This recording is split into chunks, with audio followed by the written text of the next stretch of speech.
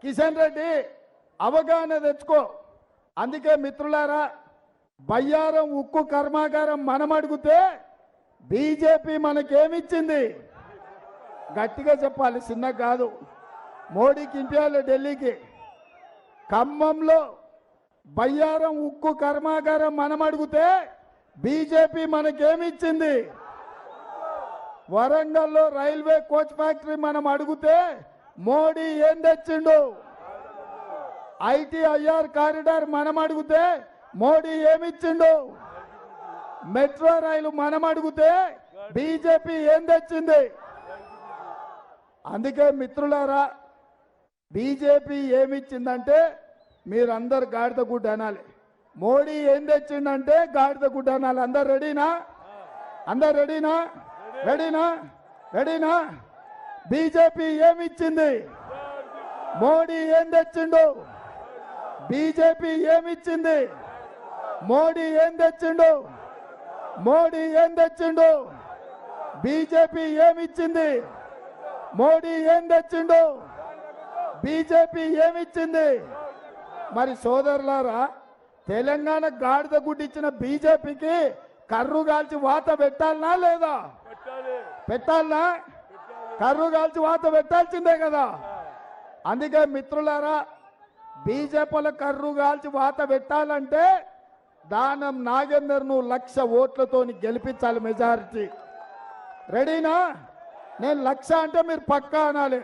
Okay okay, 1,00,000 1,00,000 1,00,000 1,00,000 1,00,000 1,00,000 1,00,000 1,00,000 1,00,000 1,00,000 1,00,000 1,00,000 1,00,000 1,00,000. జై కాంగ్రెస్, జై కాంగ్రెస్. ఎందుకు అంబర్పేట బ్రిడ్జిని ఈనాటి వరకు పూర్తి చేయించలే? 2021లో హైదరాబాదు నగరంలో వరదలు వస్తే ఇటు ట్యాంక్ బండ్ నుంచి అటు మూసీ నది నుంచి నీళ్ళు వచ్చి పేదోళ్ళ బస్తీలలో మురికి నీళ్ళు వచ్చి ఇండ్లు తడిసిపోయి, టీవీలు గాలిపోయి, ఫ్రిడ్జ్లు పేలిపోయి, సైకిల్ మోటార్లు కొట్టుకపోయి, ఆటోలు నీళ్ళ మునిగితే అనా పైస కూడా ఈ పేదలకు ఇప్పించలే. ఇదే కాకుండా ఆనాడు వాళ్ళ పార్టీ అధ్యక్షుడు బండి సంజయ్ గారు వచ్చిండు. ఈ నీట మునిగిన బస్తీలను చూసిండు. ఆయన మాట ఇచ్చిండు, బండి పోతే బండి ఇస్తా, గుండు పోతే గుండు ఇస్తా, లారీ పోతే లారీ ఇస్తా అన్నాడు. మరి గుండు అరగుండు ఆ తర్వాత మున్సిపల్ ఎన్నికలు గ్రేటర్ హైదరాబాద్లో అయిపోయినాక మళ్ళీ వెనుకకు మళ్ళీ కూడా చూడలే.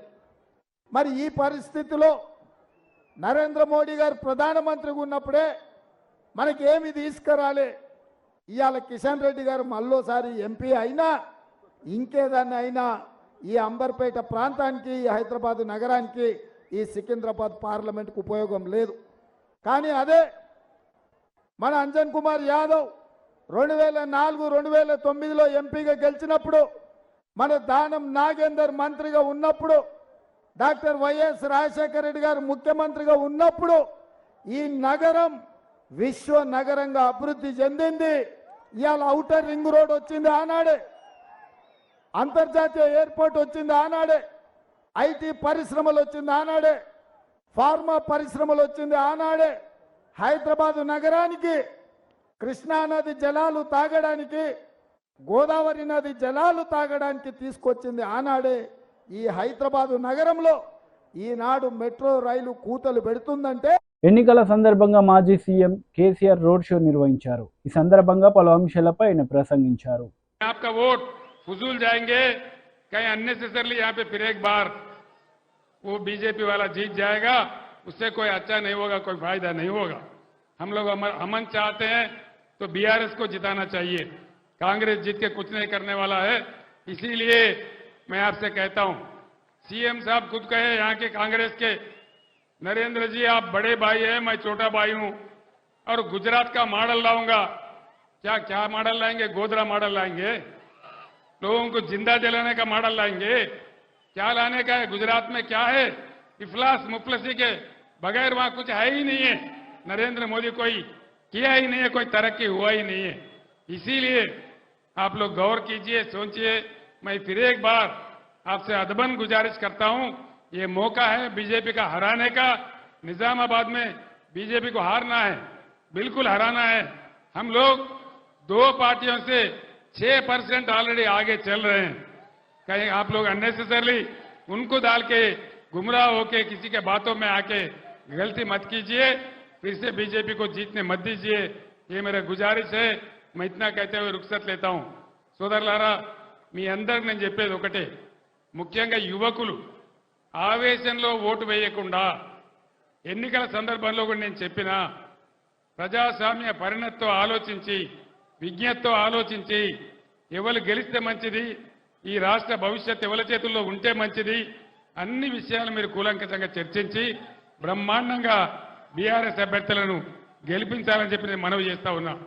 నేను కూడా హిందువునే, నేను హిందువుని కాదని కాదు, కానీ తెలంగాణ రాష్ట్రంలో ఉన్నటువంటి యావత్తు ప్రజల ఆత్మ బంధువు కేసీఆర్.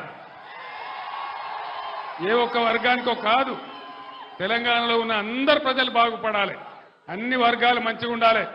హిందూ ముస్లిం బాయి బాయి ఉండాలి, అందరం కలిసి బతకాలి. దానిలోనే గొప్పతనం ఉంటుంది, దానిలోనే బలం ఉంటుంది. కానీ ప్రజలను విడదీసి చీలదీసి మత విద్వేషాలు రెచ్చగొడితే వచ్చేదేం ఉండదు. మీ ఎంపీ నోరు తెరిస్తే ఎటువంటి మాటలు ఉంటాయో మీకు తెలుసు, ఎంత గందరగోళం ఉంటుందో మీకు తెలుసు. ఇలా నరేంద్ర మోడీని నేను అన్ని విషయాలలో వ్యతిరేకించిన కాబట్టి నా బిడ్డ కవితను కూడా అరెస్ట్ చేసి జైల్లో పెట్టినారు. అయినా నేను భయపడను, కాంప్రమైజ్ గాను. ఎట్టి పరిస్థితులలో పోరాటం చేస్తే తప్ప కేసీఆర్ ఏనాడు కూడా లొంగిపోయలేదు, ఇప్పుడు కూడా లొంగిపోయే ప్రసక్తి లేదు. 600 సరే లొంగిపోయే ప్రసక్తి లేదు. ఇంకో మాట కూడా నేను మనవి చేస్తా ఉన్నా, నరేంద్ర మోడీకి మెజారిటీ వస్తలేదు, తుస్సుమన్నది. 400 पार गिर 100 पार 100 पार हो गया, कोई पार नहीं है. 210 है तो ज्यादा बोल के लोग बोल रहे. అందుకోసం మనం 14 ఎంపీలు గెలుచుకుంటే తెలంగాణ కేంద్ర రాజకీయాలలో కూడా కీలకంగా మారుతుంది. ఈ బీజేపీ గవర్నమెంట్ రాదు, కాంగ్రెస్ గవర్నమెంట్ రాదు, ప్రాంతీయ శక్తులు ఏర్పాటు చేసే గవర్నమెంటే వస్తుంది. అందుకోసం మనది కూడా కీలకమైన పాత్ర అవుతుంది. కాబట్టి దయచేసి ఈ రాష్ట్రంలో బీజేపీ వాళ్ళందరినీ ఓడించింది బీఆర్ఎస్ పార్టీ, కాంగ్రెస్ పార్టీ కాదు. కాంగ్రెస్ బీజేపీ కుమ్మక్కైతాయి, రాత్రికి రాత్రి ఒకటైతాయి, ఆ మోసం కూడా చేస్తారు. కాబట్టి దయచేసి మీ అందరిని నేను కోరేది, రైతులకు ఎట్లయితే ఇలా గవర్నమెంట్ దిగొచ్చి రైతు బంద్ వేస్తున్నదో అదేవిధంగా అన్ని హామీలు అమలు కావాలంటే, కరెంటు చక్కగా రావాలంటే, విద్యార్థులకు న్యాయం జరగాలంటే, కృష్ణా గోదావరి నదుల నీళ్లు మనకే దక్కాలంటే బీఆర్ఎస్ అయితేనే పేగులు దిగేదాకా కొట్లాడుతుంది. కాబట్టి దయచేసి ఏమరపాటున ఉండకుండా బీఆర్ఎస్ అభ్యర్థి మంత్రి గుడివాడ అమర్నాథ్ మీడియా సమావేశం నిర్వహించారు. ఈ సందర్భంగా టీడీపీ నేతలపై ఆయన విరుచుకుపడ్డారు. అప్పుడు ఎన్నికల ప్రచారానికి వచ్చినప్పుడు ఇదే మోదీ గారు చంద్రబాబు నాయుడుని పట్టుకొని పోలవరాన్ని ఏటీఎంలా వాడుకున్నాడు, అనేక రకాలుగా అవినీతి కార్యక్రమాలు చేశారు, అమరావతి ఒక పెద్ద స్కామ్ అని ఇన్ని రకాలుగా మాట్లాడినటువంటి నాయకత్వాలు ఈ రోజుకి వచ్చేసరికి చంద్రబాబు నాయుడు అభివృద్ధి చేస్తాడు, చంద్రబాబు నాయుడు గారిని లేదా కూటమిని గెలిపించండి అని చెప్పడం, మొన్నటి వరకు బాబు మాత్రమే యూటర్న్ అనుకున్నాం, ఈరోజు మోదీ గారు కూడా యూటర్న్ తీసుకోవడం అనేటువంటిది చాలా విచిత్రంగా ఉంది.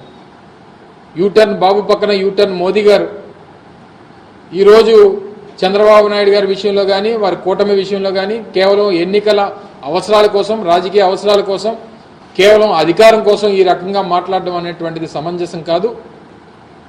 వాస్తవంగా వారు రాష్ట్రానికి సంబంధించి ముఖ్యంగా పోలవరం విషయంలో దాదాపు 22,000 కోట్ల రూపాయలకు సంబంధించి కేంద్ర కేబినెట్ ఆమోదం కోసం దాదాపు 4 కేబినెట్ల నుంచి ఎదురు చూస్తూ ఉన్నాం. ఎందుకు కేంద్ర కేబినెట్ ఆమోదం తెలపట్లేదు, ఎందుకు దానికి క్లియరెన్స్లు ఇవ్వట్లేదు? కేవలం ఎన్నికల అవసరాల కోసం చంద్రబాబు నాయుడు గారు చెప్పారని చెప్పి ఈరోజు అనేక సందర్భాల్లో జగన్మోహన్ రెడ్డి గారితో ఏదో చీకటి ఒప్పందం భారతీయ జనతా పార్టీకి ఉందని చెప్పి విమర్శలు చేసినటువంటి నాయకులు ఇప్పుడు చీకటి ఒప్పందాలు ఎవరితో ఉన్నాయో అనేటువంటిది బహిర్గతమైంది. కేవలం పొత్తులు, రాజకీయ అవసరాలు, ఎన్నికల్లో విజయం సాధించాలి, రాజకీయంగా రేపు లబ్ధి పొందాలి, రేపు అధికారంలోకి రావాలి అనేటువంటి దానికోసం ఈ రకమైనటువంటి విమర్శలు సమంజసం కాదనేటువంటి విషయాన్ని కూడా ఈ సందర్భంగా తెలియజేస్తా ఉన్నా. ప్రధానంగా నేను నిన్న కాక మొన్న మాట్లాడినప్పుడు కూడా వైఎస్ఆర్ కాంగ్రెస్ పార్టీ తరఫున విశాఖపట్నం, ఉమ్మడి విశాఖపట్నం జిల్లాలో జరుగుతున్నటువంటి సభ ఈ ప్రాంత ప్రజల తాలూకా సెంటిమెంటు, రాష్ట్ర ప్రజల తాలూకా సెంటిమెంటు, విశాఖ ఉక్కు ఆంధ్రుల హక్కు అనేటువంటి నినాదంతో సాధించుకున్నటువంటి విశాఖపట్నం స్టీల్ ప్లాంట్ ప్రైవేటీకరణకి వ్యతిరేకంగా జరుగుతున్నటువంటి పోరాటం 1180 రోజులుగా జరుగుతున్నటువంటి పోరాటానికి కనీస గౌరవం ఇస్తారు. ఇప్పటికన్నా ఇక్కడ ఉన్నటువంటి ప్రజల తాలూకా సెంటిమెంట్ తెలుసుకొని తీసుకున్నటువంటి నిర్ణయాన్ని వెనక్కి తీసుకుంటాం, ప్రైవేటీకరణ చెయ్యం, ప్రైవేటైజేషన్ ఆలోచన మానుకుంటాం అన్నటువంటి మాట చెప్తారని చెప్పి ఆశించాం. అవసరమైతే ఆ నిర్ణయం తీసుకుంటే అవసరమైతే గాజువాక సీటును కూడా వారికి త్యాగం చేద్దాం, వారికి ఇచ్చేద్దాం, వారి కూటమికి వదిలేద్దాం అని చెప్పి, అవసరమైతే పోటీ నుంచి తప్పుకుందాం అని చెప్పి కూడా నేను ప్రకటన చేశాను. దాదాపు 72 గంటల సమయం ఇచ్చాం. వారు వచ్చి కనీసం స్టీల్ ప్లాంట్ పేరు కూడా ఎత్తల. పక్కన ఉన్నటువంటి చంద్రబాబు నాయుడు ఇప్పటికీ నేను పోరాటం చేస్తాను, ఇప్పటికీ నేను పోరాటం చేస్తానని చెప్తున్నటువంటి ఈ తెలుగుదేశం పార్టీ నాయకులు ఇప్పటికీ కూడా కనీసం స్టేజ్ మీద ప్రధానమంత్రి గారిని ఈ నిర్ణయాన్ని వెనక్కి తీసుకోండి అని చెప్పి అడిగేటువంటి మాట కూడా మాట్లాడకపోవడం అనేటువంటి. రాజమహేంద్రవరం ప్రజాగలం సభలో జనసేన అధినేత పవన్ కళ్యాణ్ పాల్గొన్నారు. ఈ సందర్భంగా ఆయన ప్రజలను ఉద్దేశించి ప్రసంగించారు. ముఖ్యంగా ఇప్పుడు దాకా భారతదేశంలో ఎప్పుడు పద్మశ్రీలు పొలిటికలైజ్ చేశారు. మొట్టమొదటిసారి ప్రధానమంత్రి గారు అడుగు పెట్టిన తర్వాత, ప్రధానమంత్రిగా ప్రమాణ స్వీకారం చేసిన తర్వాత మటుకు మీకు కనిష్క, మనకి కెనడా నుంచి ఉగ్రవాదులు కనిష్క బాంబుని పేల్చేస్తే, ఫ్లైట్ ని పేల్చేస్తే ఆ కుటుంబం మొత్తం కోల్పోయారు. మన తూర్పుగోదావరి జిల్లాకు చెందిన శంకురాత్రి చంద్రశేఖర్ గారు. వారిని ఎవరు గుర్తించలేదు. ఒక్క ప్రధానమంత్రి మా గౌరవనీయులు మనకి నరేంద్ర మోదీ గారు గుర్తించారు. అలాగే ఏటి కొప్పాక బొమ్మలు సివి రాజు గారిని సహజ రంగులతోటి దానిని దాదాపు 500 ఏళ్లుగా ఏటి కొప్పాక బొమ్మల్ని, ఆ కళని ముందుకు తీసుకెళ్తుంది, దాన్ని గుర్తించింది ప్రధానమంత్రి గారు. అబ్బారెడ్డి నాగేశ్వరరావు గారు మనకి నార్త్ ఈస్ట్ లో దాదాపు 33 ఆర్కిడ్లని కనిపెడితే, గుర్తిస్తే దాన్ని పద్మశ్రీగా వారికి ఇచ్చారు. కోట సచ్చిదానంద శాస్త్రి 10 సంవత్సరాలుగా హరికథా కళాకారులు వారిని గుర్తించారు. దళువాయి చలపతిరావు మన అనంతపురం మనకి జిల్లా నుంచి తోలు బొమ్మలాటని గత కొన్ని 70 సంవత్సరాలుగా వారిని తీసుకెళ్తుంటే వారిని గుర్తించారు. సుంకర వెంకట ఆదినారాయణరావు గారు ఆర్థోపెడిక్ 10 లక్షల సర్జరీస్ చేశారు పోలియో వ్యాధిగ్రస్తులకి. వారందరినీ గుర్తించిన మహానుభావులు మనకి ప్రధానమంత్రి నరేంద్ర మోదీ గారు. అలాగే వేలు ఆనందాచారి మనకి స్థపతిని, వారిని గుర్తించారు. అలాగే మొగిలయ్య, కిన్నెర మొగలయ్య ఎవరు గుర్తించరు. ఇలాంటి వ్యక్తుల్ని మనకి ఎక్కడ మూల ఉన్న కళాకారుల్ని ప్రతి ఒక్కరిని గుర్తించి ఈ రోజున భారతదేశానికి, ముఖ్యంగా దక్షిణ భారతానికి 135 పద్మశ్రీలు ఇచ్చిన బలమైన నాయకులు మన ప్రధానమంత్రి నరేంద్ర మోదీ గారు. వారికి మనస్ఫూర్తిగా నా కృతజ్ఞతలు తెలియజేసుకున్నాం. 100 స్టార్టప్స్ తోటి మనకి ప్రధానమంత్రి గారు రాకముందు ఉన్న భారతదేశం ఈ రోజున 1,17,000 స్టార్టప్స్ ఈ రోజున భారతదేశంలో మొదలైనవి. అందరినీ కలుపుకొని, అందరితో కలిసి, అందరి సహకారంతో ముందుకెళ్తున్నాం అని భారతదేశం ప్రధానమంత్రి గారి నేతృత్వంలో ఉంటే, కేవలం వైఎస్ జగన్ తన పార్టీ మనుషులు, తన మనుషులు తప్ప మొత్తం 5 కోట్ల మంది ప్రజల్ని హింసించే పరిస్థితుల్లో నేను ఒకటే ప్రధానమంత్రి గారిని కోరుకున్నాను. నేను చేతులెత్తి నమస్కరిస్తున్నాను. మీ ఆశీస్సులు కావాలి. మేము ఈ విష గడియల నుంచి మేము కూడా మీరు కన్న కలలో అమృత గడియల్లో మేము ప్రవేశించాలి, మీరు కలిసి తీసుకెళ్ళండి అని వేడుకున్నందుకు, వారి పెద్ద మనసుతో అంగీకరించినందుకు మనస్ఫూర్తిగా నేను హృదయపూర్వక కృతజ్ఞతలు తెలియజేసుకుంటూ, ప్రధానమంత్రి గారి గొప్పతనం గురించి తెలియచెప్పాల్సిన అవసరం లేదు. ప్రధానమంత్రి గారి కళ 400 పార్లమెంట్లు పైన కొట్టాలి. దాంట్లో భాగంగా మేమందరం ఎన్డీఏ కూటమిగా దక్షిణ భారతం ఆంధ్రప్రదేశ్ నుంచి ఒక పార్లమెంటు సభ్యులే కాదు, ప్రధానమంత్రి గారి కళ కోసం భారతదేశాన్ని సూపర్ పవర్ గా తీర్చిదిద్దే క్రమంలో మా ప్రాణాలను కూడా మీ కళకి మేము అర్పిస్తాం. నా ప్రాణాలను కూడా మేము మీకు అర్పిస్తామని తెలియజేసుకుంటా ఉన్నాం. స్వామి వివేకానంద గారు ఒకటే కోరుకున్నారు, 100 మంది ఇవ్వండి అని చెప్పి ఈ భారతదేశాన్ని మారుస్తానని. ఆ కళలు చిన్నప్పటి నుంచి కళలు కనేవాడిని. ఒకళ్ళు వస్తారా. వార్తలు ముగించే ముందు ముఖ్యాంశాలు మరోసారి. రాజమహేంద్రవరం ప్రజాగళం సభలో పాల్గొన్న ప్రధాని నరేంద్ర మోడీ. ఈ సందర్భంగా ప్రజలను ఉద్దేశించి ప్రసంగం. CM Revanth Reddy road show. BJP BRS పార్టీలపై ఫైర్. ఈ వార్తలు ఇంతటితో సమాప్తం. తిరిగి ప్రసారమయ్యే వార్తల్లో మళ్ళీ కలుద్దాం. అంతవరకు సెలవు. నమస్తే.